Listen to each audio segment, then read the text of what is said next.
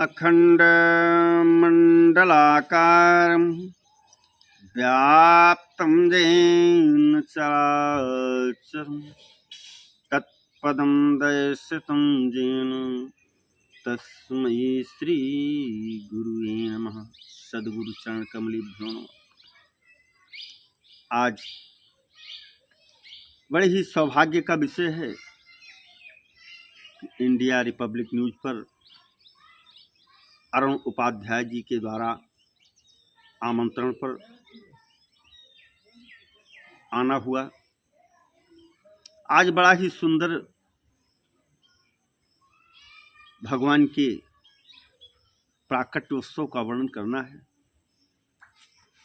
सबसे पहले भगवान श्री कृष्ण के अवतार।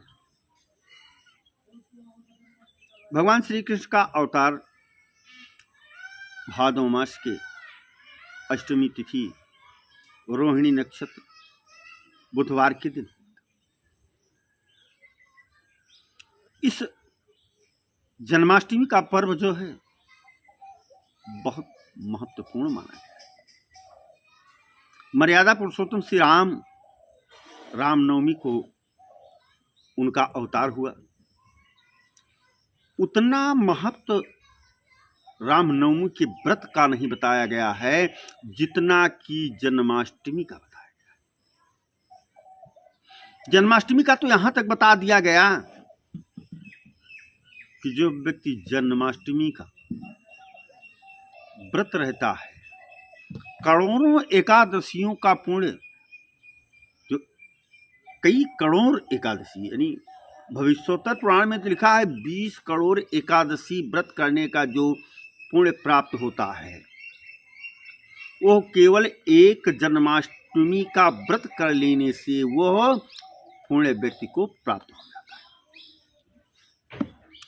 पद्म पुराण में भी यही लिखा है कि करोड़ों एकादशियों का व्रत करने से जो पुण्य होता है, वो केवल एक व्रत जो है जन्माष्टमी का, अगर जन्माष्टमी का व्रत कर लिया जाए तो उतना फल व्यक्ति को प्राप्त हो जाता है।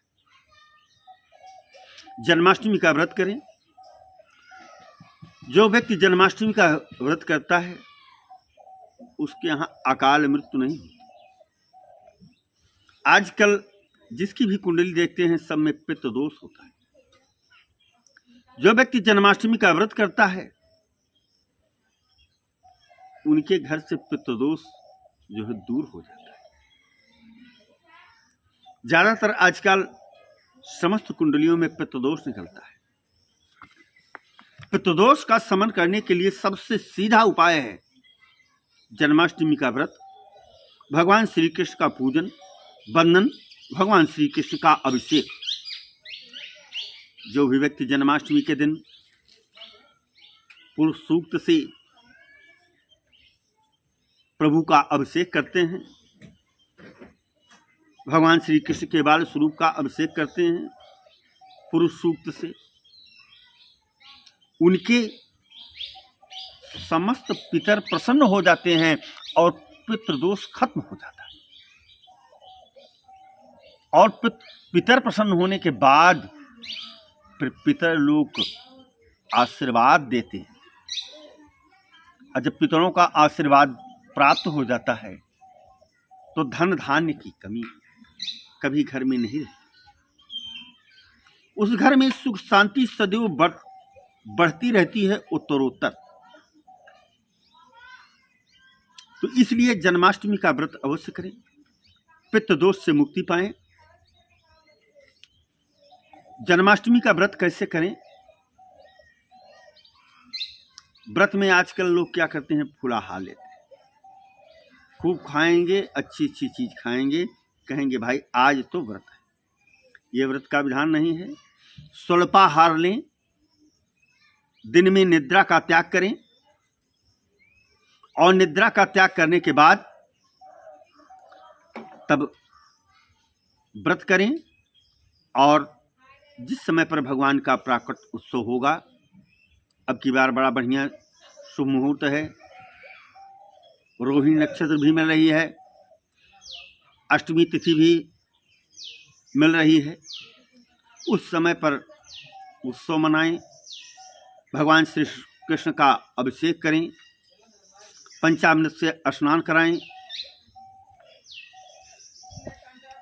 विधिवत पूजन करें और पूजन करने के बाद प्रसाद बांटें। उसमें कम से कम 11 बाल स्वरूप बच्चों को प्रसाद दें, उनको श्री कृष्ण के स्वरूप में मुकुट, बंसी आदि पहनाएं। ऐसा करने से भगवान श्री कृष्ण के बाल सखाओं की भी पूजा हो जाती है। और जब बाल सखाओं की पूजा हो जाती है तो उस घर में प्रभु समस्त बाल सखाओं के द्वारा जब पूजित होते हैं तो सदियों उस घर में धन धान्य की कभी कमी नहीं हो। बहुत कुछ कहने से मतलब नहीं है, मतलब यही है कि सुख शांति के लिए, पितृदोष की शांति के लिए और अपने